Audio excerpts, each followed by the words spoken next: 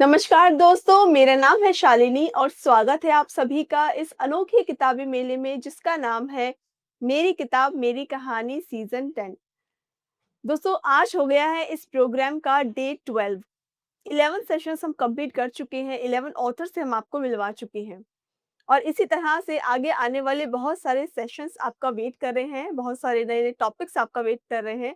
तो इसी तरह से डेली जॉइन हमें कीजिए और अपना सपोर्ट हमारे साथ बना के रखिए। शुरू करते हैं आज का सेशन। आज भी हम आपके साथ एक बहुत ही इंटरेस्टिंग, बहुत ही बेहतरीन टॉपिक लेकर के आए हैं और जिस पर वो किताब बेस्ड है और जिसके बारे में आज के ऑथर हमसे बात करने वाले हैं। इससे पहले कि हम सेशन को शुरू करें, हमारे ऑथर का एक क्विक इंट्रोडक्शन मैं आपके साथ शेयर कर रही हूँ, ताकि आप उनके साथ ईज़िली कनेक्ट कर पाएँ। जो ऑथर आज हमसे जुड़ रहे हैं, आज के ऑथर एक एक्सपीरियंस्ड फिज़िशियन और इंडिया के ओनली जेनेटिक पर्सनल कोच हैं। जिनके पास 25 प्लस इयर्स का क्लिनिकल एक्सपीरियंस है। उन्होंने थाउजेंड्स ऑफ पेशेंट्स को advanced genetic health care, lifestyle changes और माइंड रिप्रोग्रामिंग से हील किया है। हेल्थ अवेयरनेस और रूट कॉज ट्रीटमेंट इनके काम का मेन फोकस रहा है। ये था हमारे ऑथर का इंट्रोडक्शन। अब मैं आपको आज की बुक के बारे में बताना चाहूंगी। बुक का भी एक छोटा सा इंट्रोडक्शन मैं आपके साथ शेयर करूंगी। आज की जो किताब है that is medicine can kill, are you safe, एक आई ओपनिंग किताब है जो बताती है कि अनकंट्रोल्ड मेडिसिन और symptom based treatment long term में कितना आपको हार्म कर सकती है। ये किताब लाइफस्टाइल, माइंड, जेनेटिक इम्यूनिटी के जरिए रियल हीलिंग का रास्ता दिखाती है। बुक का मेन मैसेज है कि हेल्थ की रिस्पॉन्सिबिलिटी पेशेंट की खुद की है, ना कि मेडिसिन की। ये हर उस व्यक्ति के लिए एक जागरूकता वाली किताब है, एक गाइड है, जो अपनी हेल्थ को ऐसी डायरेक्शंस में ले जाते हैं।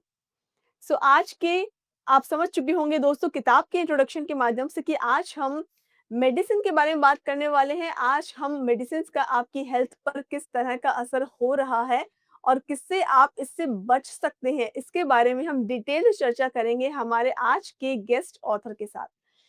शुरू करते हैं सेशन और मैं इनवाइट करना चाहूंगी हमारे आज के ऑथर का, जिनका नाम है डॉक्टर रवि वैरागनी। नमस्कार रवि जी, कैसे हैं आप? नमस्कार शालिनी जी, बहुत बढ़िया और बहुत-बहुत शुक्रिया मुझे इतना अच्छा मौका देने के लिए, आपके बहुत सारे प्यारे-प्यारी ऑडियंस के साथ कनेक्ट करने का। Thank you. Thank you so much Ravi ji, आप इस प्रोग्राम में हमारे साथ जुड़ रहे हैं और आज मुझे पूरी उम्मीद है कि जिस इंटरेस्टिंग तरीके से हमारी पहली बातचीत हुई थी, उसी तरह से आज का सेशन भी जाएगा और हमें पता चलेगा कि मेडिसिन एक्चुअल में हमें हील ना करके किल कैसे कर रही है। सेशन को शुरू करने से पहले मैं आपसे जानना चाहूंगी कि आपको इस प्रोग्राम से जुड़कर कैसा लग रहा है? बहुत अच्छा लग रहा है। सबसे बढ़िया बात तो ये है कि ये कॉन्सेप्ट ही बहुत यूनिक है।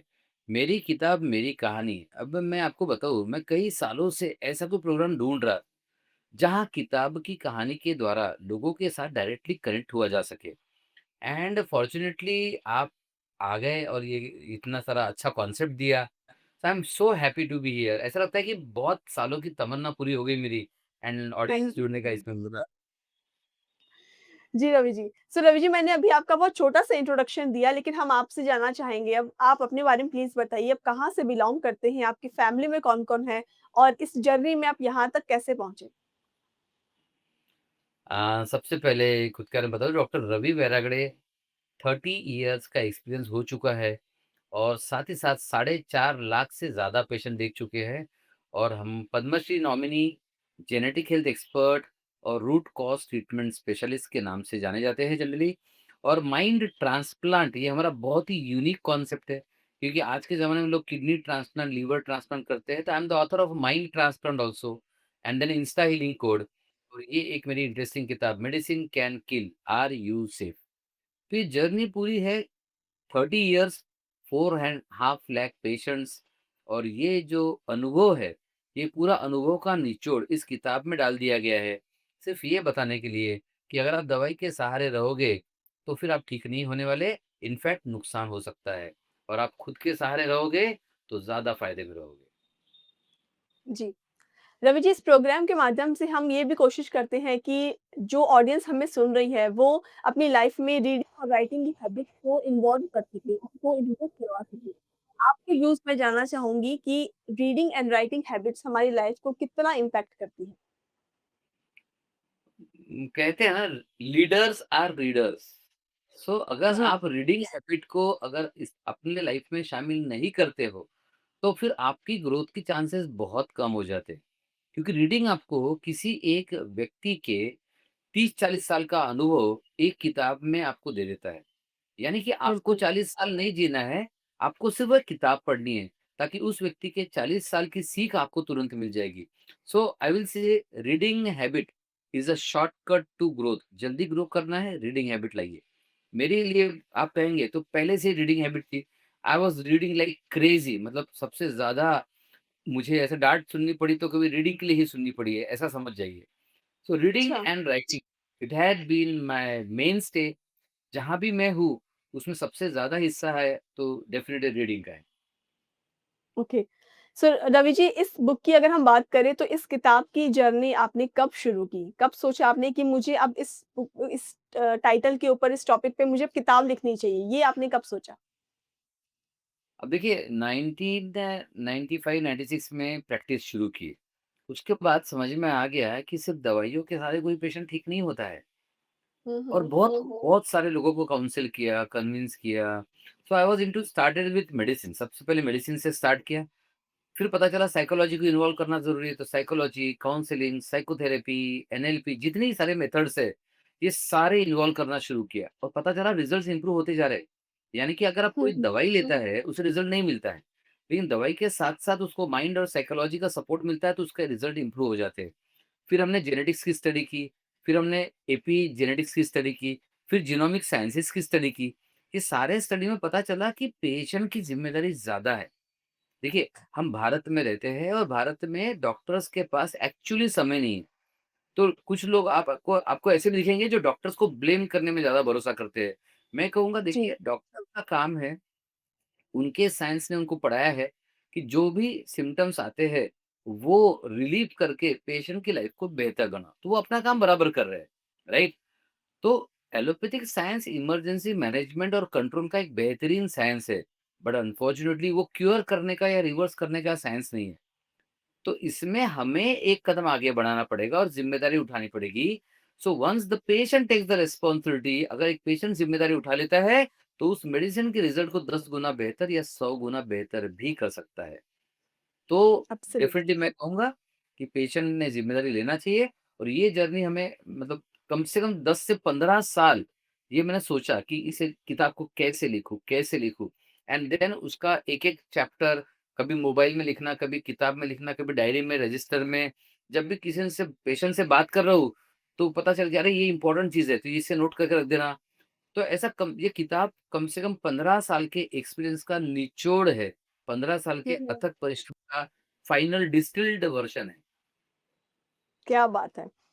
आपने बहुत अच्छा टिप दिया अभी, जो पर्सन सोच रहा है कि बुक लिखने का, लेकिन वो अभी तक बुक नहीं लिख पा रहे हैं, उनके लिए बहुत अच्छा टिप है कि जहाँ भी आपको कोई भी थॉट माइंड में आता है कि आपको लगता है कि ये चीज़ बहुत इम्पोर्टेंट है या बहुत अच्छी लगती है, उस चीज़ को नोट कर लेना, या कोई आइडिया आता है, उस चीज़ को नोट कर लेना जल्दी से जल्दी, ताकि जब आप एक अपनी बुक को क्रिएट करने की स्थिति में हैं, तो आप उसको इन्वॉल्व कर सकें, उसको उसमें शामिल कर सकें। और आई आई थिंक अगर हम ऐसे करते जाएँगे तो काफ़ी हद तक कई सारे चैप्टर्स तो हम ऐसे ही लिख लेते हैं, हमें पता भी नहीं चलता। कई सारे एक आइडियाज़ हम ऐसे ही इन्वॉल्व कर लेते हैं। राइट शैली जी। जी, एकदम सही कहा। सो रवि जी, अब आप मुझे बताइए कि इस किताब को कंप्लीट करने के अंदर किसने आपको सपोर्ट किया, किसने आपको गाइडेंस दी या मोटिवेट रखा आपको? आप किसे क्रेडिट देना चाहेंगे? देखिए ये जो रीडिंग राइटिंग हैबिट है, इससे सबसे ज़्यादा तो जो टाइम लिया है मैंने वो तो फैमिली का ही टाइम लिया है। सो मेरी अर्धांगिनी डॉक्टर मीनल वैरागड़े वो खुद एक एलोपैथिक स्पेशलिस्ट है और बीमारियों को रिवर्स करती है। तो उनका सबसे बड़ा साथ रहा, हर तरह से उनका सपोर्ट रहा, पेशेंट मैनेजमेंट से लेके इवन आइडिया क्रिएशन से लेकर। तो she was always there as a strong pillar. कहते हैं ना कि ये किसी भी सफलता के पीछे आपके पीछे कोई ऐसा, मैं सिर्फ़ एक स्त्री नहीं बोलना चाहूँगा, एक पावर हाउस होना चाहिए। So my power house is doctor Neena Vairagade and she was there always. So दोस्तों, अब समय आ गया है कि हम रवि सर की किताब के साथी से बातचीत करें। सो मैं इनवाइट करना चाहूँगी डॉक्टर मीनल को। नमस्ते। हेलो, नमस्कार मीनल जी, कैसे हैं आप? मैं अच्छी हूँ, बोलिए। मीना जी, आपका बहुत-बहुत स्वागत है हमारे प्रोग्राम में, और हम रवि सर से बात कर रहे हैं इनकी किताब के बारे में। इनका कहना है कि आप इनकी किताब के पीछे पावर हाउस हैं, आपने इतनी गाइडेंस या एक मोटिवेट रखा है इनको। आपके व्यूज़ क्या हैं इनकी राइटिंग जर्नी को लेकर? एक्चुअली उन्होंने खुद ने बहुत मेहनत की है। वो मुझे कह रहे हैं बट मुझे पता है कि उन्होंने खुद ने बहुत काम किया है इस पर एंड मैं ये कहूँगी कि उन्होंने बहुत ही बारीकाई से ऑब्ज़र्व किया है लोगों को कि किस तरह से मेडिसिन की वज़ह से उन्हें प्रॉब्लम्स हुए हैं और जब वो माइंड पे वर्क करते तो या अपनी रिस्पॉन्सिबिलिटी खुद लेते हैं तो किस तरह से वहाँ से बाहर निकल सकते हैं और डेफ़िनिटली उन्हीं की मेहनत है जिसकी वज़ह से वो इतना अच्छे से लिख पाए हैं इन सब चीज़ों को। जी। सो किस तरह के आई एम श्योर, क्योंकि आप भी डॉक्टर हैं, तो आप दोनों आई एम श्योर कि बुक को लेकर के आपस में कम्युनिकेशन करते होंगे, डिस्कशंस करते होंगे, मेबी आपको सजेशन देते होंगे कि ये चीज़ भी ऐड होनी चाहिए। तो क्या कुछ रहता था कम्युनिकेशन का, आप बताना चाहेंगे? किस तरह का डिस्कशन करते थे किताब को लेकर के आप? एक्चुअली ना मैं प्योरली एलोपैथ प्रैक्टिशनर हूँ। तो मैं बहुत बार मतलब हमारा discussion most of the time इस पर होता था कि ये पेशेंट आज आया था और जैसे उसे शुरुआत इस तरह से हुई थी इस बीमारी की, फिर उसने ये हुँ, मेडिसिन्स ली, उसके साइड इफेक्ट की वजह से आज एक मेजर वाइटल ऑर्गन डैमेज हो गया।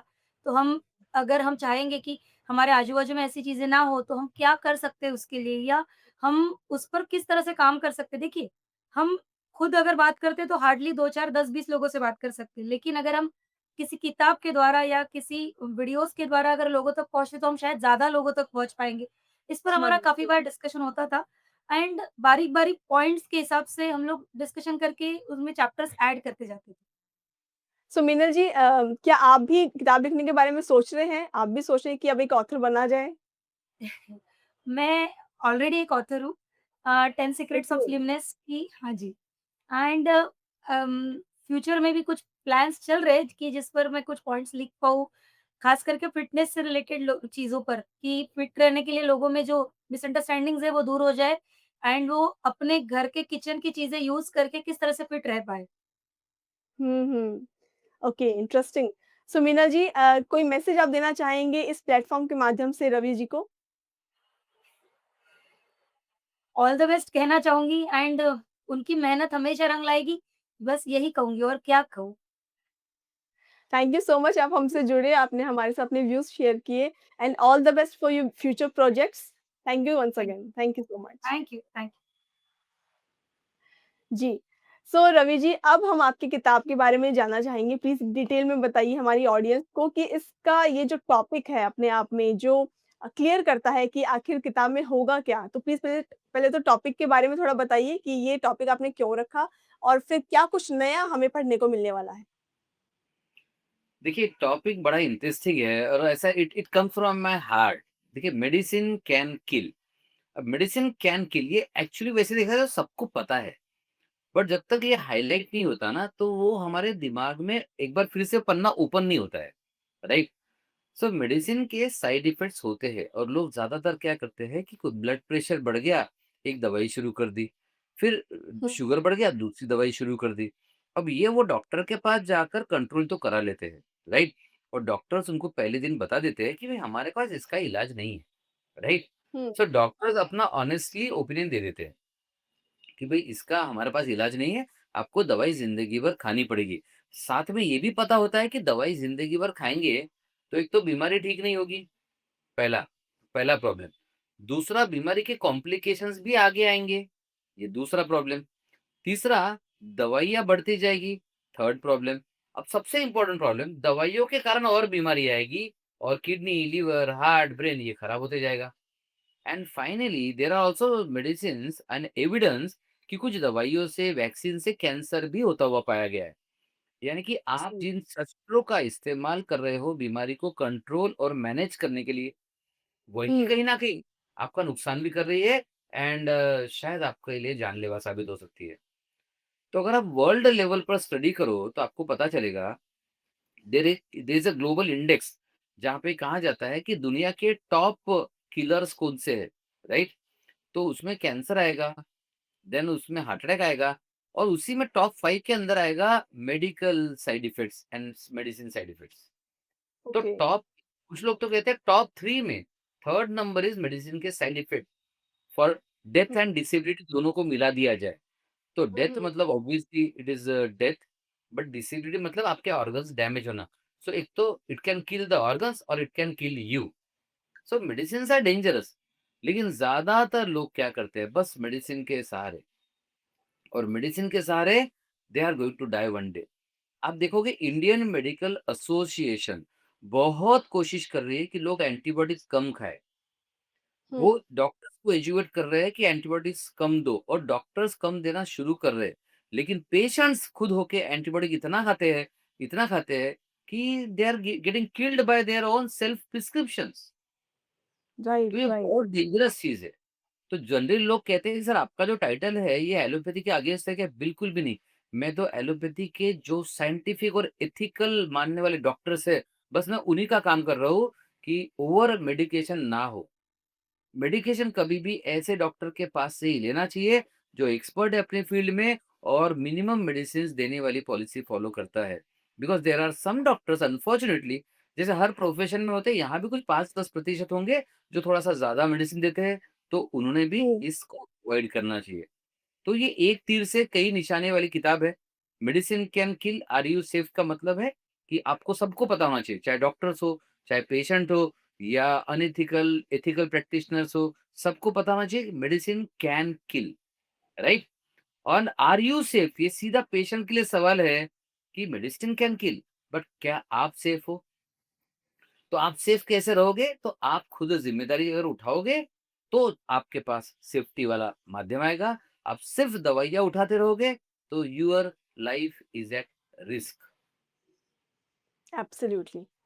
दोस्तों आज हम बात कर रहे हैं डॉक्टर रवि से और मेडिकेशन के बारे में बातचीत चल रही है कि क्या मेडिसिन एक्चुअल में ये यही कह रहे हैं कि मेडिसिन आपको ठीक करने की जगह कहीं न कहीं आपको आपकी जो तबीयत है उसको खराब कर रही है, आपकी बॉडी को खराब कर रही है और ज़्यादा एक्सेसिव मात्रा में अगर आप इसका सेवन करते हैं, तो कहीं न कहीं आपको एक मेजर डिज़ीज़ की तरफ लेकर के जा रही है, जो कि बहुत धीरे-धीरे आप जाते हैं और आपको पता भी नहीं चलता। कैसे आप इस चीज़ से बच सकते हैं? क्या कुछ प्रिकॉशन ले सकते हैं? कैसी अवेयरनेस आपने होनी चाहिए? इन सब के बारे में ये किताब बेस्ड है और इसके बारे में ही आज हम डिटेल में बातचीत करने वाले हैं। तो अगर आपका कोई ऐसा एक्सपीरियंस रहा है या आप इस बारे में क्या सोचते हैं, आप कमेंट करके हमारे साथ शेयर कर सकते हैं या फिर आपका कोई सवाल है इससे रिलेटेड तो वो भी आप कमेंट में हमारे साथ शेयर कर सकते हैं। डॉक्टर रवि अभी आपने ब्लड प्रेशर की बात की थी, शुगर की बात की थी कि एक दवाई हमें डेली डेली के लिए शुरू हो जाती है जो जीवन पर्यंत तक चलती है। ऐसी अ, मेडिसिन फील्ड में या ये इस डॉक्टर फील्ड में ऐसा कहा जाता है और लोग भी इस चीज़ को मानते हैं, फॉलो करते हैं और वो शुरू कर देते हैं। लेकिन ऐसा एक्चुअल में मैंने भी देखा है बहुत लोगों के साथ आस-पास जो लोग हैं जो जैसे ब्लड प्रेशर को अगर हम लेते हैं, इसकी दवाई अगर एक बार शुरू हो गई है तो कहा जाता है कि अब ये लाइफ टाइम चलेगी। इस चीज़ को क्या हम एक्चुअल में बंद कर सकते हैं? क्या ऐसा हो पॉसिबल है कि बीपी की दवाई या शुगर की दवाई जो है वो लाइफ के एक फेज़ में जाने के बाद स्टॉप हो जाए, हमें लेनी ना पड़े? उसके लिए क्या करना चाहिए? चलिए एक काम करता हूँ, मैं छोटा-सा एक एग्ज़ाम्पल देता हूँ ताकि आपको बहुत सिंपल से आइडिया क्लियर हो जाएगा। सपोज़ 2 व्यक्ति है, एक नितिन और जतिन। नितिन और जतिन दोनों को ब्लड प्रेशर हुआ, दोनों का ब्लड प्रेशर की वैल्यू सेम है, दोनों सेम डॉक्टर के पास गए और दोनों को भी सेम दवाई सेम मात्रा में सेम डोज़ में शुरू होगी, राइट? तो दोनों को हुँ, एक हुँ। मेडिसिन रोज़ लेनी है अभी। तो नितिन वो दवाई लेता है और अपने रूटीन में बिज़ी हो जाता है, राइट? अब नितिन अगर उस दवाई को लेता है तो पहला प्रॉब्लम ये है कि दवाई वो ठीक करने वाली है ही नहीं। वो तो कंट्रोल करने वाली है, मैनेज करने वाली है, रिलीफ वाली है। तो जी। अब तो नितिन ने कोई कोशिश ही नहीं की बीमारी को ठीक करने की, वो तो कंट्रोल करने की कोशिश कर रहा है, हुँ, राइट? हुँ। तो अगर हम कंट्रोल करने की कोशिश करेंगे जीवन भर, आखिर साँस तक, तो भी ज़्यादा से ज़्यादा कुछ मिलेगा तो कंट्रोल, बराबर है? और जनरली वो भी नहीं मिलता, तो वो तो क्या 1 गोली कुछ दिन चलेगी और उसके बाद फिर 2 गोलियाँ करनी पड़ेगी, फिर 3 गोलियाँ करनी पड़ेगी, राइट? अब सपोज़ उसमें से अभी जतिन के बाद नितिन जो है, दूसरा बंदा जो है, वो हमारे पास आता है और हम उसे कहते हैं, "देखो, तुम सिर्फ दवाई लेते रहोगे ना, तो बीपी की गोली लोगे, 5-10 साल लोगे, गोली बढ़ते-बढ़ते जाएगी, हार्ट प्रॉब्लम आएगा, फिर किडनी प्रॉब्लम आएगा और फिर आपको पता है ब्रेन स्ट्रोक भी हो सकता है।" बोले, "हाँ सर, पता तो है।" तो मैंने कहा कि एक काम करो, थोड़ा खुद ज़िम्मेदारी क्यों नहीं उठाते? बोले, "सर बात में तो सही है, मतलब मैं उठा सकता हूँ।" तो हमने उसे सजेस्ट हुँ, किया कि पहले बीपी कहाँ से आया ढूँढ लो। तो we are into genetic epigenetic root cause treatment. तो मैं इसे बड़ा हुँ, हुँ। समझदारी भरा इलाज कहता हूँ, क्योंकि ये एक्चुअली समझदारी भरा इलाज है। तो पहले हुँ, में देखा आपने नितिन ने दवाई शुरू कर दी बिना सोचे-समझे और जीवन पर्यंत वो गोलियाँ खाते रहेगा, गोलियों का गुलाम बना रहेगा और फ़ायदा नहीं होने की गारंटी के साथ रहेगा। सोचो कितनी शॉकिंग बात है। मतलब वो नितिन 20 साल, 30 साल, 50 साल गोली लेने के लिए तैयार है, इस गारंटी के साथ कि उसको फ़ायदा नहीं होगा और ये भी गारंटी है कि नुकसान तो शायद ज़रूर होगा। तो हुँ, जतिन कहता है, "सर आप जो बताएँगे मैं करूँगा।" तो हम पहले पता करते हैं कि ये ब्लड प्रेशर क्यों बढ़ा। फॉर एग्ज़ाम्पल पता चला कि नमक की मात्रा ज़्यादा है इसलिए बढ़ा है, राइट? तो हम उससे कुछ एडवाइस हुँ, करेंगे और उसने कहा सर आप जो बोलेंगे मैं करूँगा, राइट? तो वो ज़िम्मेदारी लेने के लिए तैयार है। तो उसने हमारे हिसाब से डाइट एडजस्ट किया, तो अब उसका ब्लड प्रेशर अपने आप कम होने लगेगा और हो सकता है खत्म भी हो जाए। अब सपोज़ हुँ, हमें पता चला नहीं, नहीं नमक तो सर मैं कम ही खाता हूँ, स्ट्रेस बहुत है सर लाइफ़ में, तो हम उसे स्ट्रेस हुँ, मैनेजमेंट सिखाएँगे, राइट? फिर कोई बोलेगा नहीं सर स्ट्रेस अभी नहीं है बट सर बीच में ना सर 5-6 साल बहुत खतरनाक गए मेरे और वो उसका नतीजा हो सकता है blood pressure. It was a very stressful 5 years. मैंने कहा ठीक है हुँ, कोई दिक्कत नहीं। तो वो जो स्ट्रेस गया 5 साल का उसके हम मेमोरीज़ को इरेज़ कर देंगे, राइट? तो वो किया जा सकता है सब कुछ। एवरीथिंग इज़ पॉसिबल, ठीक है? देन एक और उदाहरण देता हूँ। सपोज़ अगर इसका वेट बढ़ गया है जतिन का, दोनों का सपोज़ वेट बढ़ रहा है नितिन, जतिन, बट नितिन कोई कोशिश नहीं कर रहा बट जतिन ने सोचा सर आप बताइए क्या करना है? मैंने कहा एक काम करो, तुम्हें वेट कम करना है 10 केजी एंड उसने कोशिश शुरू कर दी और रोज़ घूमने जा रहा है, सुबह डाइट कंट्रोल ये सब कुछ कर लिया। तो अब देखिए नितिन के पास 1% भी चांस नहीं है बीमारी को कम करने का या ठीक करने का। जतिन के पास हुँ, सारा मौका है कि इसकी बीमारी कम भी हो सकती है और ठीक भी हो सकती है। और ये प्लस एब्सोल्यूटली। जो एग्ज़ाम्पल दे रहा हूँ मैं, ये ब्लड प्रेशर में भी एप्लीकेबल है, डायबिटीज़ में भी एप्लीकेबल है, इवन कैंसर में है, किडनी फेल्योर में है। रूट कॉज़ ट्रीटमेंट कहीं भी करो, तो आपको डेफ़िनेटली बेहतर फ़ायदा होता है और दवाइयाँ कम लेनी पड़ती है। जी। रवि जी, कोई भी एक पर्सन अपनी हेल्थ को लेकर के सबसे बड़ी मिस्टेक क्या करता है? आप हम रोज़ इतने सारे पेशेंट से मिलते हैं, आपको इतना एक्सपीरियंस होता है, अलग-अलग लोग अलग-अलग रीज़न लेकर के आते हैं। आपको क्या लगता है कि सबसे बड़ी मिस्टेक क्या है जो हम अपनी हेल्थ के लिए करते हैं? मेरे तरीके से कहना चाहूँगा दवाइयों के प्यार में पड़ जाते हैं वो, दवाएँ छूटती नहीं उनसे। सब में जनरली कैसे? ऐसा कह हाँ, मतलब वो ऐसा एक बार दवाई शुरू होगी, तो अगर मैं जब भी पेशेंट को कहता हूँ ना आपकी दवाई अभी कम करने का समय आ गया है, तो उनकी एंग्ज़ायटी बढ़ जाती है, उनका बीपी बढ़ जाता है। बोले, "सर, दवाई बंद कर दूँ? कुछ हो गया तो?" अरे! आप ठीक हो गए हो, अब तो दवाई बंद कर दो, राइट? तो पहली गलती तो ये हुँ, है कि वो दवाइयों के प्यार में नहीं पड़ते ऑब्वियसली, बट वो एडिक्ट हो जाते हैं, उनकी हैबिट हो जाती है, वहाँ से निकलना हुँ। शुरू से बहुत मुश्किल हो जाता है। और दूसरी सबसे बड़ी गलती है ये ऐसा ऐसी बड़ी गलती है कि शायद ये सबके दिमाग में घुस जाना चाहिए। लोग अपनी बीमारी का जीवन भर कभी भी इलाज नहीं करते। सिर्फ़ कंट्रोल, मैनेज, टेम्परेरी हुँ, रिलीफ़, कंट्रोल, मैनेज इसी में जीवन बीत जाता है। मुझे समझ में नहीं आता कोई एक व्यक्ति 20, 30, 40, 50 साल आखिरी सांस तक बिना कोशिश किए, इलाज की कोशिश बिना किए कैसे ठीक हो सकता है? और लोग कोशिश क्यों नहीं करते? तो ये सबसे बड़ी गलती है कि कोशिश ही नहीं करते। समझिए ये मैंने कभी भी आईएएस की एग्ज़ाम नहीं दी, तो मेरे पास होने के चांसेस शून्य हैं। जी, तो पेशेंट अपने इलाज करने की कोशिश ही नहीं कर रहा है, तो उसके ठीक होने के चांसेस भी शून्य हैं। एब्सोल्युटली। और वो कोशिश क्यों नहीं कर रहा है? क्योंकि यही वो मेडिसिन्स है ना, वो उसे एक इल्यूज़न दे रही है। एक उसके मन में इंप्रेशन क्रिएट हो रहा है कि दवाई खाना मतलब इलाज है। तो गाइस दवाई खाना मतलब इलाज नहीं है। दवाई खाना मतलब कंट्रोल है। दवाई खाना मतलब मैनेजमेंट है। दवाई खाना मतलब टेम्परेरी रिलीफ है। इसे इलाज से कंफ्यूज मत कीजिए। इसलिए वो टाइटल लिखा है मेडिसिन कैन किल, क्योंकि ताकि ये दिमाग का ढक्कन खुल जाए। अरे हम तो मेडिसिन को इलाज समझ रहे थे, but it can kill, right? तो मुझे लगता है कि ये किताब अगर लोग पढ़ते हैं तो डेफिनेटली कुछ लोगों की जिंदगी बच जाएगी, कुछ लोगों का किडनी, लीवर, हार्ट, ब्रेन बच जाएगा एंड जी, डेफिनेटली दे अ बेटर लाइफ पक्का। एब्सोल्युटली। दोस्तों, मैं आपको बताना चाहूँगी इस प्लेटफ़ॉर्म के माध्यम से कि अगर आप भी इसी चक्कर में हैं कि मेडिसिन को लेना एक तरह से आपकी हॉबी बन गई है, आप एडिक्ट हो गए हैं कि मेडिसिन के बिना तो शायद ये चीज़ ठीक हो ही नहीं सकती है। आपको ज़रूरी है कि आप रूट कॉज़ पे काम कीजिए। जैसे हम लाइफ़ में रिलेशनशिप्स की अगर हम बात करें तो उसमें अगर कोई प्रॉब्लम होती है तो हम रूट कॉज़ में जाते हैं कि एक्चुअल में जड़ क्या है, उसको ठीक करते हैं, तब जाके वो रिलेशन ठीक हो पाता है। इसी तरह से अगर आपको कोई फ़िज़िकल प्रॉब्लम है तो उस बीमारी के लिए आपको रूट कॉज़ पे जाना है। जैसा कि रवि जी ने बताया कि अगर आपको बीपी है तो आपको अपने स्ट्रेस पर, अपने स्लीपिंग पैटर्न के ऊपर, अपनी डाइट के ऊपर अगर आप इस पे काम करेंगे तो आपको पता ही नहीं चलेगा कि कैसे ईज़िली ये चीज़ धीरे-धीरे आपकी ठीक हो गई है और शायद आपको मेडिसिन लेने की ज़रूरत भी ना पड़े। तो ज़रूरी है कि आप इन चीज़ों को लेके अवेयर रहें थोड़ा-सा, अपनी हेल्थ को लेके अवेयर रहें। जब भी आपको कोई सिम्पटम अलग से दिखे, तो प्लीज़ उस पर ध्यान दीजिए, अपनी बॉडी को सुनिए, उसको समझिए और फिर उसके अकॉर्डिंग रिएक्ट कीजिए। इस तरह से एक होता है ना अंधविश्वास की तरह किसी भी मेडिसिन के ऊपर कि कहा जा रहा है कि बीपी हो गया तो मेडिसिन लेनी है, उसके ऊपर ना जाइए। पहले आप थोड़ा स खुद को समय दीजिए और इस तरह की बुक्स आपके लिए अवेलेबल होगी, आप वहाँ पर उनको पढ़िए ताकि आपको सही जानकारी मिल सके। सो नाउ रवि जी, आपने बताया कि लाइफ़स्टाइल को चेंज करके, माइंड को चेंज करके आप अपनी डिज़ीज़ को कंट्रोल कर सकते हैं। ये कैसे किया जा सकता है? कोई पर्सन अगर करना चाहे तो आप उसको क्या टिप्स देंगे? सबसे पहले तो मैं माइंड के बारे में बात करूंगा because I am author of mind transplant. तो मुझे ऐसा लगता है लोग किडनी ट्रांसप्लांट के लिए बहुत आसानी से तैयार हो जाते हैं, जबकि उसका एक्सपेंसिस आता है 20 से 30 लाख। देन लीवर ट्रांसप्लांट के लिए बहुत आसानी से तैयार हो जाएंगे, भले ही घर बेच देंगे, बट 50 से 70 लाख उसके लिए तैयार हो जाएंगे। लेकिन माइंड ट्रांसप्लांट के लिए कोई भी तैयार नहीं होता। तो आपको काम पहले करना है माइंड पर, सबसे जरूरी है।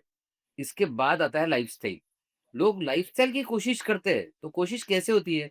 सर मैं घूमना शुरू कर रहा हूँ, ओके, सर मॉर्निंग वॉक शुरू करते हैं, कुछ दिन शुरू रहता है, बंद हो जाता है। ठीक है? क्यों? क्योंकि माइंड तो पुराना ही है ना, आलसी वाला, डिपेंडेंस वाला। हुँ, देन फिर कुछ लोग जिम ज्वाइन करते हैं। अभी जनवरी में देखो सारे लोग जिम ज्वाइन करेंगे एंड जी, टोटल 1 साल की फीस देंगे और 15 दिन जाएंगे। क्यों?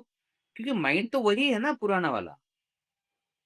तो लोग ये समझ नहीं पा रहे हैं कि इंसान is not equal to kidney, इंसान is not equal to blood pressure, इंसान is not equal to liver, इंसान is equal to more of a mind, plus mind body soul तीनों चीजों पे काम करना होगा। जी। तो सिर्फ लाइफस्टाइल नहीं, पहले आता है माइंड। पहले माइंड पर काम करो, आज आप डिसाइड करो। लोगों को ये बोलने में बड़ा आनंद आता है, सॉरी कुछ लोगों का हर्ट होगा तो प्लीज, हर्ट होना चाहिए। आप बोलते सर आई एम डायबिटिक, क्या करूं सर मैं? Sir I am a kidney failure patient, मैं क्या करूं सर? अरे ये विक्टिम माइंडसेट है, ये विक्टिम सरेंडर कर माइंडसेट। दिया। सरेंडर कर दिया। और मैं बताऊं शालिनी जी, अगर हम स्पोर्ट्स की बात करें ना, तो आप किसी प्लेयर को बोलो, विराट कोहली को बोलो तुम सेंचुरी नहीं मार सकते, वो बोलेगा दुनिया में जो मर्जी हो जाए मैं करके दिखाऊंगा, राइट? हुँ, आप एक छोटे से बच्चों को बोलो कि तुम इस एग्जाम में टॉप नहीं कर सकते, वो उस दिन से जिद पकड़ लेगा कि मैं टॉप करके दिखाऊंगा, कोशिश तो जरूर करेगा। राइट और रॉन्ग? राइट। लेकिन आप हेल्थ केयर में पेशेंट को बताओ आपकी बीमारी का कोई इलाज नहीं है, सरेंडर्ड, डन, फिनिश्ड। ऐसा क्यों? हुँ, हम मेडिकल साइंस में कभी भी कोई इफर्ट लेते हुए नहीं दिखता है, मेहनत करते हुए नहीं दिखता है। बहुत इक्का दुक्का लोग होते हैं जो बोलते हैं सर मैंने बीमारी को सरेंडर नहीं किया, मैं अपने जी, ओर से कोशिश कर रहा हूँ। आई एम प्राउड ऑफ वो दैट। ठीक वो कंप्लीटली ठीक हो जाते हैं। अरे बहुत लोग मिलेंगे आपको। आप देखो कैंसर सर्वाइवर्स भी मिलेंगे और उनको पूछो कि आपने कैंसर को कैसे हराया? देखो इलाज उन्होंने वही किया, कीमोथेरेपी, हुँ, रेडियोथेरेपी वही किया, बट उन्होंने माइंडसेट पे ज़बरदस्त काम किया और आप उनसे मिलोगे, तो आप समझ जाओगे कि कैंसर इनका कुछ नहीं बिगाड़ सकता because they have a bullet proof mind. तो पहला आता है बुलेट प्रूफ माइंड चाहिए, दूसरा आता है फिर वो बुलेट प्रूफ माइंड आपकी लाइफ़स्टाइल को अपने आप चेंज करवा लेगा और मेंटेन करेगा। सपोज़ अगर मैं जिम जॉइन करता हूँ और मेरा लेज़ी माइंडसेट है, तो मैं भी साल भर की फीस भरूँगा, 15 दिन जाऊँगा, जी, राइट? क्योंकि मैंने माइंडसेट पे काम किया कि आज के बाद आई एम द फिटनेस गॉड और मैं ऐसा सिक्स पैक ऐप बना के रहूँगा चाहे जो मर्ज़ी हो जाए। अब मेरे माइंडसेट में सारा फिक्स हो गया ना, अब देखिए, मैं जिम जाऊँगा, मैं वॉकिंग करूँगा, मैं डाइट करूँगा, मैं वेट्स उठाऊँगा, वेट ज़्यादा उठाऊँगा, पर्सनल इंस्ट्रक्टर रहूँगा, अब मेरी दुनिया ही बदल जाएगी क्योंकि मेरा माइंड बदल गया है। जी। और जब मेरी दुनिया बदल गई, मेरा माइंड बदल गया, बीमारी को तो बदलना ही पड़ेगा। क्या बात है! क्या बात है! ब्यूटीफुल रवि जी, आपने शब्दों के माध्यम से जो इतना सिंपल तरीके से बताया है, आई एम श्योर जो लोग किसी प्रॉब्लम से जूझ भी रहे होंगे, उनको एक आशा की किरण दिख रही होगी कि हाँ, हम अब कुछ कर सकते हैं और मेडिसिन को छोड़ा जा सकता है। आई एम श्योर उनको ये होप ज़रूर मिलेगी। देखिए, सो कैसा ला है ओके, तो मेडिसिन को छोड़ना, ये पहला माध्यम नहीं है ये किताब का, लेकिन ज़िम्मेदारी पहले उठाना, ये डेफ़िनिटली मैसेज है। आप डेफ़िनिटली जी, जैसे ज़िम्मेदारी उठाते जाओगे ना, मेडिसिन्स अपने आप कम होती जाएगी और कुछ लोगों की तो बंद भी हो सकती है।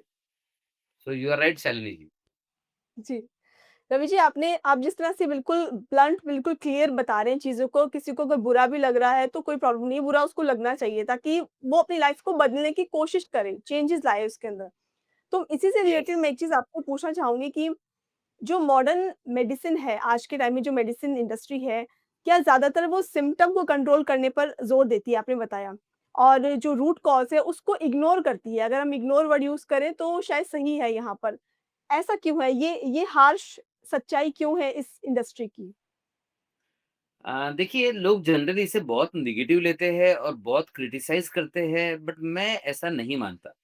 हर एक साइंस है ना, एक अपने ऑब्जेक्टिव के साथ बनता है और हर साइंस के कुछ लिमिटेशंस होते हैं, राइट? तो जो एलोपैथिक साइंस है, जब जैसा उसका रिसर्च हुआ है, तो उनका रिसर्च होता है सेल्युलर लेवल पर, माइक्रोबायोलॉजिकल लेवल पर, ऑर्गन लेवल पर। So they are best in managing and controlling and relief और वो उसमें बेस्ट है, राइट? तो अगर फॉर एग्ज़ाम्पल कोई कहता है कि सर एक्सीडेंट हो गया, मैं क्या करूँ? क्या मैं माइंड पर काम करूँ? मैं बोलूँगा नहीं, पहले आप अस्पताल में जाओ, डॉक्टर के पास जाके आपका ऑपरेशन जो करना है वो करो, फ्रैक्चर को ठीक करो, माइंडसेट का काम नहीं है यहाँ पर। आप समझ रहे हैं? Right? So guys it is not about criticising allopathy, allopathy control का ही साइंस है, राइट? और एलोपैथी का है कि इन्वेस्टिगेशन में जो दिखेगा उसको मैनेज करने का साइंस है। मैं फिर से रिपीट कर रहा हूँ, इन्वेस्टिगेशंस में जो दिखेगा, फॉर एग्ज़ाम्पल हुँ, ब्रेन जी, ट्यूमर दिख गया, उसे कट कर दो, ब्लड प्रेशर बढ़ गया, उसे कंट्रोल कर दो, ब्लड शुगर बढ़ गया, उसे कंट्रोल कर दो, शुगर आ गया, उसे कंट्रोल कर दो और दूसरा तकलीफों को कम करने का साइंस है। दर्द आ गया, पेन किलर दे दो। तो वो साइंस ही ऐसा बना हुआ है कि आपकी लाइफ को तुरंत में कंफर्टेबल बनाने के लिए that is the amazing science. दूसरा, हुँ, अगर आप क्रिटिकल स्थिति में हो, आपको वेंटिलेटर की ज़रूरत है, आईसीयू की ज़रूरत है, then that is again the best science, right? तो उसकी एक अपनी जगह है।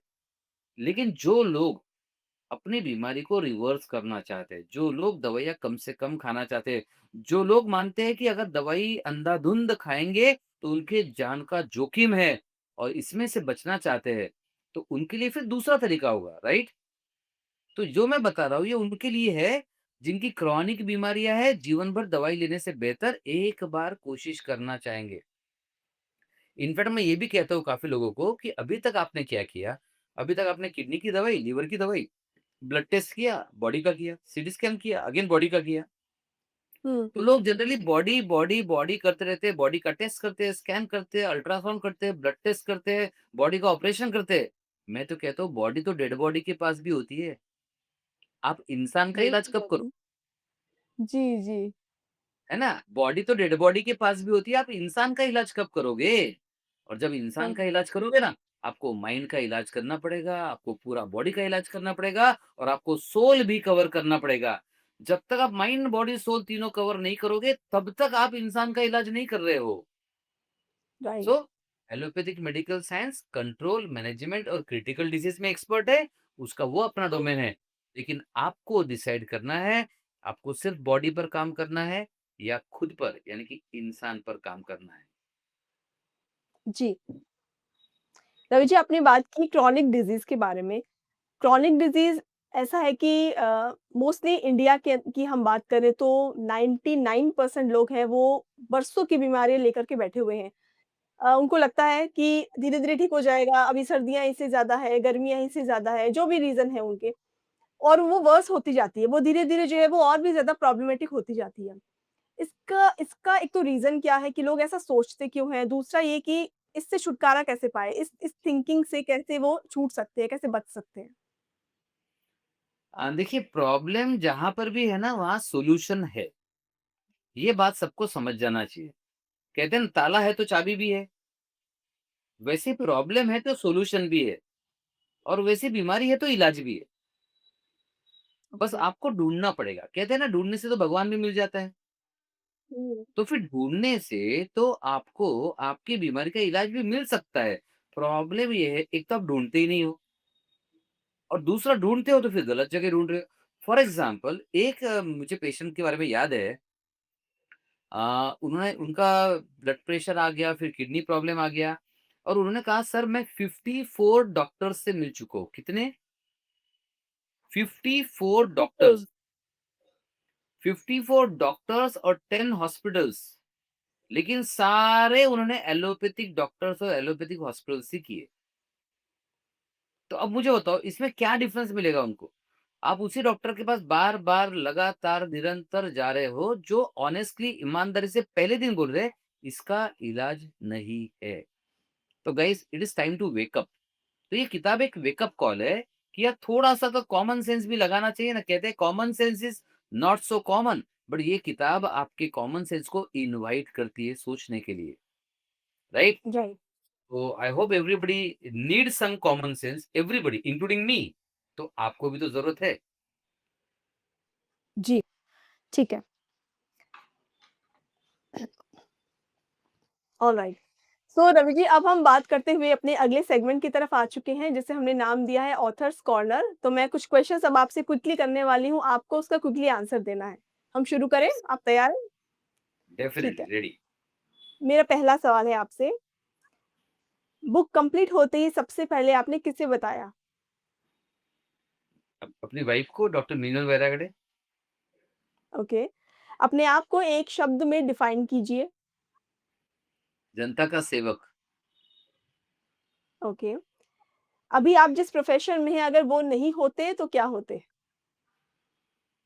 नहीं, मुझे लगता है मैं इसी के लिए बना हूँ। मैं 8 साल की उम्र से सिर्फ मेडिकल स्टडीज़ ही कर रहा हूँ। 8 साल की उम्र से। दिस इज़ स्ट्रेंज बट शायद I believe I am born with a purpose, born for a purpose. तो मुझे लगता है कि भगवान मुझे भेजते ही नहीं अगर ये काम नहीं देते तो। ओके। अगला सवाल, एज़ एन ऑथर आपकी लाइफ़ में ऐड होने वाली कोई एक value? Responsibility. So being a author is a big responsibility. तो definitely as a author I believe कि लोगों के माइंड को, लाइफ को, हेल्थ को बदलने की बहुत बड़ी ज़िम्मेदारी है and I am completely on for it. Okay, आखिरी सवाल है मेरा, आपका ड्रीम प्रोजेक्ट क्या है? ड्रीम प्रोजेक्ट है लोगों को एक ऐसा हेल्थ केयर मिलना जो सही में बीमारियों को रिवर्स करके उनके जीवन में एक बार फिर से खुशियाँ वापस लेकर आए। क्योंकि क्या होता है जब एक बीमारी आती है ना, तो उनका भी वो दुखी रहते हैं, पूरा परिवार दुखी रहता है और उसके बाद वो दुःख और स्ट्रेस के कारण और बीमारी आती है। जी, मेरा जी। We are on a mission to reverse 10 million diseases and हमारा जो विज़न है वो है to eliminate the medical sufferings from the planet. Okay. So now ये सेगमेंट यहीं फिनिश होता है और आपने बहुत अच्छे से आंसर दिया सभी क्वेश्चंस का, so thank you so much. Now अभी जो ऑडियंस हमें देख रहे हैं, आई एम श्योर अभी तक वो आपसे कनेक्ट हो चुकी हैं और आपकी कॉन्टैक्ट डिटेल जानना चाहेंगी। सो कोई भी कॉन्टैक्ट डिटेल जो आप हमारे साथ शेयर करना चाहें तो? Best way to reach me is जैसे हमारा यूट्यूब चैनल है, जहाँ पर डॉक्टर रवि वैरागड़े आप टाइप कर लो, तो आपको आप पहुँच जाएँगे हमारे चैनल पर। या हमारा ईमेल आईडी है drravi@idealcureforyou.com। इसमें 4 जी। और U, 4 is a number, U is a letter. तो ये 2 तरीके हैं और एक मोबाइल काफ़ी बार पेशेंट काफ़ी क्रिटिकल होते हैं, तो उन्हें एक मोबाइल नंबर चाहिए होता है, तो नीचे लिखा हुआ है वैसे 9373101813 इस मोबाइल के द्वारा भी पहुँच सकते हैं। और सबसे इम्पोर्टेंट है मैं चाहूँगा कि सभी लोगों ने एक बार हमारी जो वेबसाइट है उसे ज़रूर देखना चाहिए। ज़िंदगी बदलने वाली वेबसाइट है वो advanced health dot in. Okay. So दोस्तों अगर आप रवि जी से कनेक्ट होना चाहते हैं तो इनकी कॉन्टैक्ट डिटेल हमने आपके साथ शेयर की है। ये हम एक बार कमेंट सेक्शन में भी रखेंगे, आप वहाँ से इसको नोट कर लीजिए और इनसे अगर आप कोई भी गाइडेंस लेना चाहते हैं, इनकी बुक के बारे में जानना चाहते हैं, मेडिसिन की कोई परामर्श लेना चाहते हैं, तो आप इनसे ईज़िली कनेक्ट हो सकते हैं और इनको बहुत खुशी होगी आपकी हेल्प करते हुए।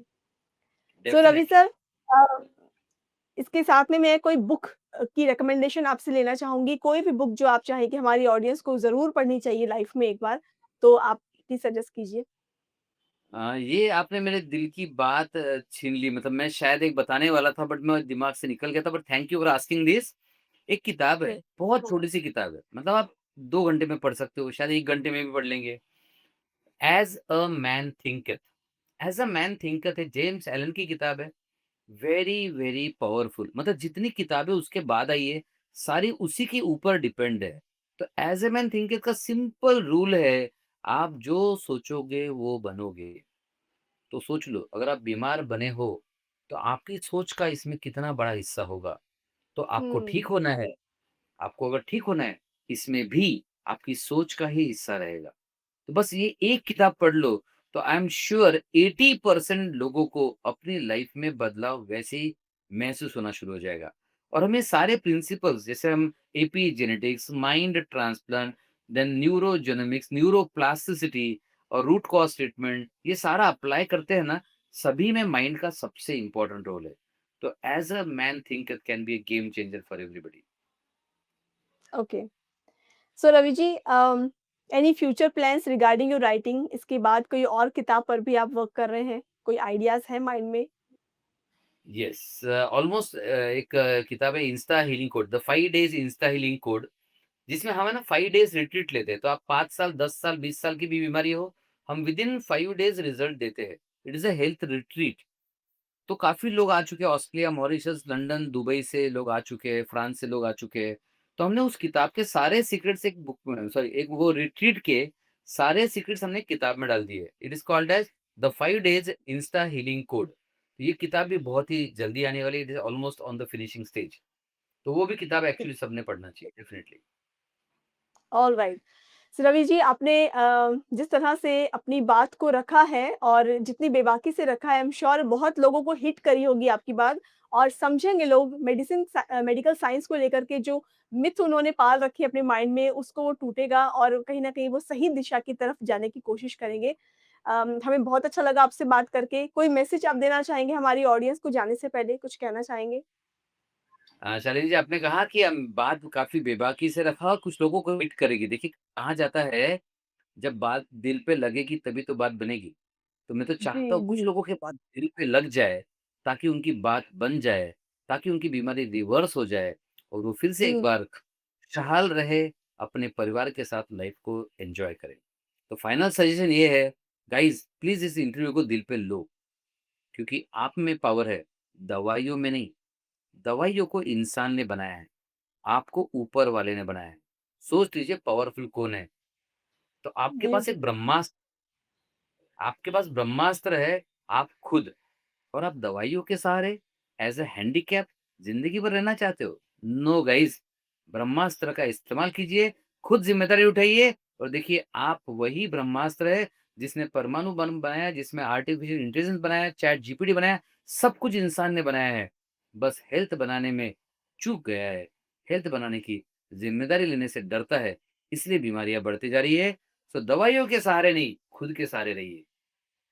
क्या बात है Ravi ji, thank you so much this beautiful message और हम आपसे दोबारा से एक सेशन करना चाहेंगे अलग से इसी टॉपिक पर और मिलते हैं आपसे दोबारा और आप इस प्रोग्राम में हमारे से जुड़े, आपने अपने व्यूज़ हमारे साथ शेयर किए, उसके लिए मैं आपका बहुत-बहुत शुक्रिया करती हूँ। Thank you so much. Thank you Shalini ji और आपकी पूरी टीम, मेरी किताब मेरी कहानी की सारी टीम को मेरी ओर से पर्सनल धन्यवाद कहिएगा। और आपके सारे श्रोता जो आपके साथ जुड़ते हैं इस नए-नए किताब को एक्सप्लोर करने के लिए, guys I am very thankful to you क्योंकि आप ही वो लोग हैं जो हमें इंस्पायर करते हो कि कुछ ऐसी चीज़ लिखी जाए जो आपकी ज़िंदगी के काम आ जाए। तो सभी श्रोताओं को भी बहुत-बहुत धन्यवाद। Thank you. Thank you once so ये था आज का सेशन दोस्तों डॉक्टर रवि के साथ हमने कंप्लीट कर लिया है। सो डे 12 कंप्लीट हो चुके हैं और आज के सेशन में आपने बहुत कुछ सीखा है। आई एम श्योर मैंने बहुत कुछ सीखा है। जो भी ऑडियंस, जो भी लिसनर्स इस सेशन को सुन रहे हैं या फिर बाद में चैनल पे जाके सुनेंगे, उनको बहुत बेनिफिट्स मिलने वाले हैं। सो अगर आपको लगता है कि ये आज की कन्वर्सेशन किसी और पर्सन के भी काम आ सकती है, उसको भी बेनिफिट दे सकती है, तो प्लीज़ शेयर करना बिल्कुल मत भूलिएगा। कुछ ऐसी जानकारियाँ, कुछ ऐसी बातें होती हैं जो हमें अपने तक सीमित नहीं रखनी चाहिए, दूसरों को भी पहुँचानी चाहिए, इसको ज़्यादा से ज़्यादा स्प्रेड करना चाहिए। किताबों का यही काम है, इंटरव्यू सेशंस का भी यही काम है। सो दोस्तों आपसे रिक्वेस्ट मैं करती हूँ, अगर आपको लगता है कि आज का प्रोग्राम, आज का सेशन किसी पर्सन की लाइफ को थोड़ा-सा भी चेंज कर सकता है, सो इसको उस तक पहुँचाने से बिल्कुल मत कतराइए, ज़रूर शेयर कीजिए। और अगर आपने हमारा अब तक चैनल सब्सक्राइब नहीं किया है, so super power author YouTube channel को सब्सक्राइब कर दीजिए। सो यहीं पर फिनिश होता है हमारा आज का सेशन डे 12 हमने कंप्लीट कर लिए हैं। 25 सेशंस हम कंप्लीट लेकर के आने वाले हैं आपके सामने। सो अभी बहुत सारे लाइन्ड अप हैं टॉपिक्स, बहुत सारे सेशंस अभी आने वाले हैं। सो रेडी रहिएगा, डेली आपको हमसे मिलना है शाम 8 बजे। इसके साथ-साथ में अगर आप एक ऑथर हैं और अगर ऑथर बनना चाह रहे हैं और अगर आपके पास भी कोई बेहतरीन किताब है और उसकी एक राइटिंग जर्नी है जो आप शेयर करना चाहते हैं और लोगों के सामने लाना चाहते हैं, लोगों से कनेक्ट होना चाहते हैं इस प्रोग्राम में, सो मेरी किताब मेरी कहानी सीज़न 11 की एंट्रीज़ ओपन है अभी, ओपन हो चुकी हैं। लेकिन अगर आप सीज़न 10 के दौरान ही अपना एनरोलमेंट कर लेते हैं, सो मैं आपको बहुत सारे एक्स्ट्रा बेनिफिट्स दिलवा सकती हूँ इस प्रोग्राम के माध्यम से। सो इस प्रोग्राम को ज़रूर जॉइन कीजिए, एनरोलमेंट कीजिए, पार्टिसिपेट कीजिए इस प्रोग्राम के अगले सीज़न में।